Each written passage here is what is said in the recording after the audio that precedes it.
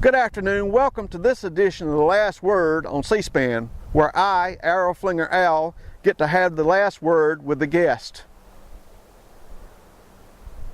On this program, I had the privilege to speak with Ms. Sheila Bair, then Chairwoman of the Federal Deposit Insurance Corporation. Mrs. Bair took over the FDIC during a very troubling time in which the too-big-to-fail banks were hitting crisis stage, and she quickly moved to correct one great deficiency, which was the non-collection of FDIC insurance premiums for nearly a decade. This failure had weakened the FDIC fund by tens of billions of dollars. The unnamed bank in our discussions was Wachovia Bank, a very troubled bank that was rolled into a very successful bank, Wells Fargo.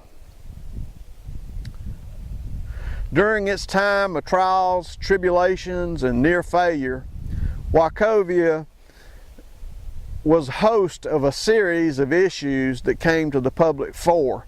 The first being a case where check forgers were forging the checks of elderly customers in that bank and other banks and were clearing the checks through Wachovia accounts. There were internal emails and discussions that proved that some Wachovia management had knowledge of these check forgeries but were reluctant to take action because of the fees that were being generated. The next instance that Wachovia fell in trouble with was the sale of auction-rated securities. Wachovia sold something like $8 billion of auction-rated securities, which were supposed to be cash equivalents. A lot of banks sold these auction-rated securities as cash equivalents, but when the auction-rated security market fell and froze up, the customers found out that they were holding assets that weren't marketable. They were illiquid, couldn't be sold.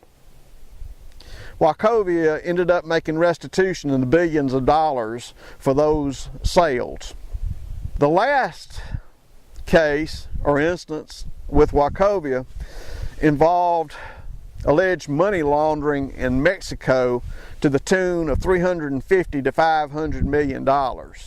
It's a very involved case, and I would recommend and urge you to go research it.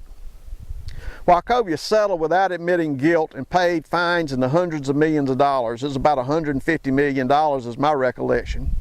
My question came down to this: shouldn't the shareholders and bondholders in a troubled bank like that with myriad problems that were well documented suffer the losses of their investments without the consequences being transferred over to the depositors, the pension holders, and the folks that held their money in that bank?